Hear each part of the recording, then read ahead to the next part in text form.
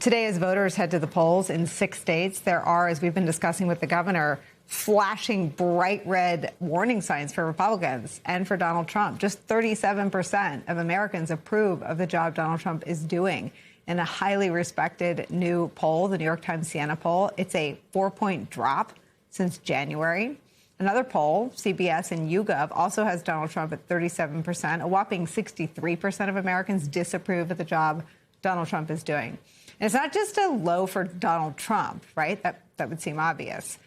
It's a historic low for any president, at least compared to the last two. Nate Cohn from the New York Times puts these awful numbers for Trump in this perspective, writing, quote, while recent presidencies have often been unpopular and polarizing, no president's approval rating has been under 38% for more than a few days in the last 17 years.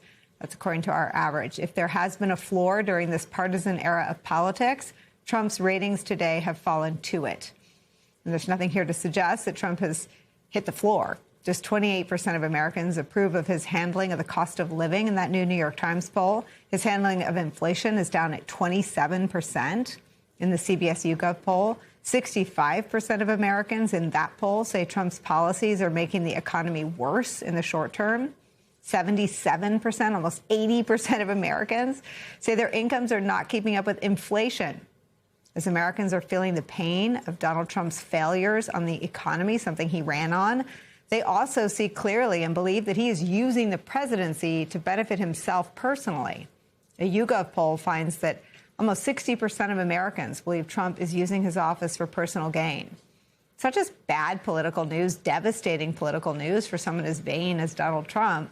It also looks bleak politically for his Republican enablers. The New York Times Siena poll shows that Democrats hold a whopping 11-point lead, 50% to 39%, when voters are asked which party they will support in congressional races. With signs that even his base has had enough of him, 37% of Republicans tell the New York Times that they want their party to go in a different direction than Trump. So just how frustrated Trump's base is remains to be seen. He's had some political wins in Indiana. But we'll be focused in on that question tonight as Trump turns into a referendum issue and his brand of MAGA Republicanism. He's seeking to oust two Republican incumbents, Kentucky Congressman Thomas Massie and Texas Senator John Cornyn, in favor of diehard loyalists, Ed Galrein in Kentucky and scandal-ridden Texas Attorney General Ken Paxton. Joining our coverage, Democratic pollster and political analyst Cornell Belcher. Back with us, political analyst, former Senator Claire McCaskill, and former San Antonio mayor and housing secretary under President Obama, political analyst Julian Castro is here. Let me ask you, Julian, first, what's happening in Texas? Well, today's announcement by Donald Trump that he's endorsing the Attorney General, Ken Paxton, in a runoff that'll happen a week from today against Senator John Cornyn. I mean, that really gives a leg up to Ken Paxton and has to be welcome news by James Tallarico. Polling has shown that Tallarico is very competitive, the Democrat, very competitive against both of them, but does a couple of points better against Ken Paxton.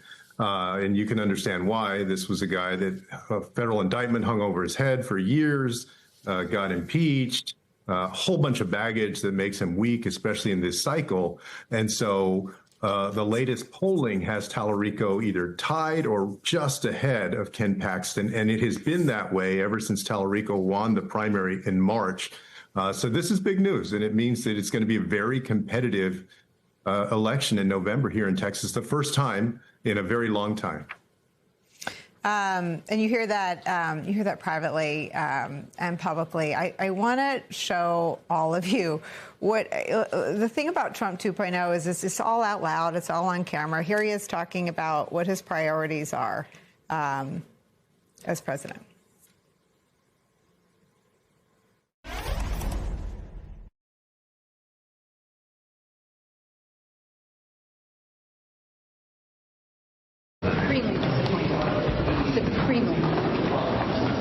What do you think motivates him to do that? Let me read this to you, Cornell. Trump says, quote, I'm doing a job on the reflecting lake. It's been renamed a lake. I'm not sure if that's like Gulf of America renaming or just a misstatement. I'm doing a job on the reflecting lake for a fraction of what they paid. Now I've upgraded it I got so into it, I've upgraded it like you wouldn't believe. I'm doing all the walkways outside. You know, I'm doing it. I'm doing it properly, but it is a much bigger job. But you see, it's happening now. It's going to be beautiful. It's going to be waterproof. It's a reflecting pool. I hope so. It's going to be reflecting again.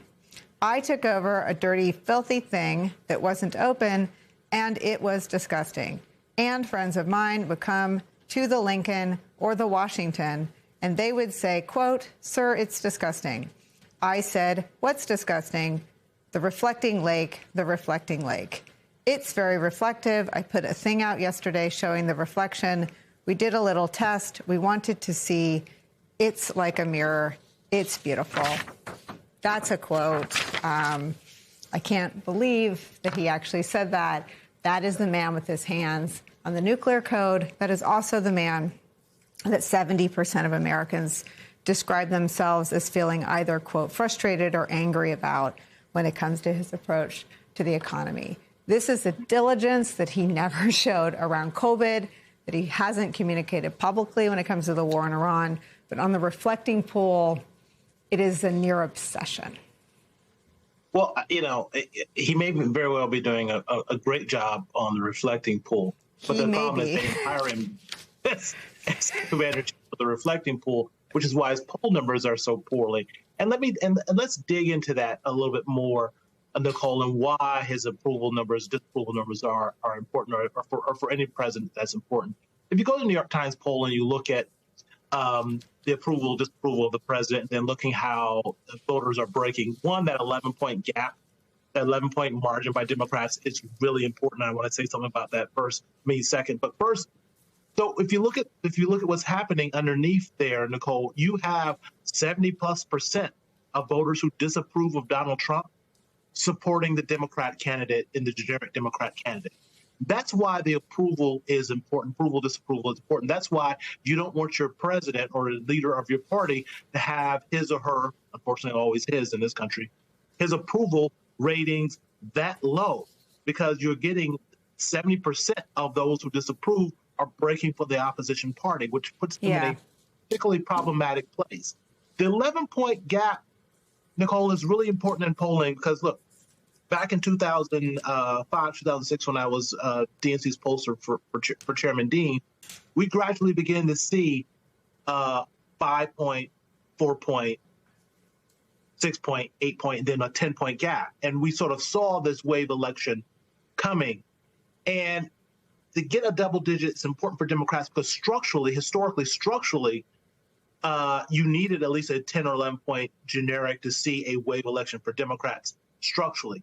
Although, Nicolle, I don't even know if that's true anymore because through their gerrymandering, through their hubris sort of erasing of Democratic districts, and particularly African-American and Hispanic districts, I would argue, Nicolle, that they have broken down their wall, their barrier for breaking up a wave election by making strong Republican districts less strongly Republican. So with the 11-point gap now, I actually don't know what's possibly going to happen. I think Democrats could very well pick up more seats than they have historically with a 10 or 11-point gap because they've eroded away their breakwater strong Republican districts.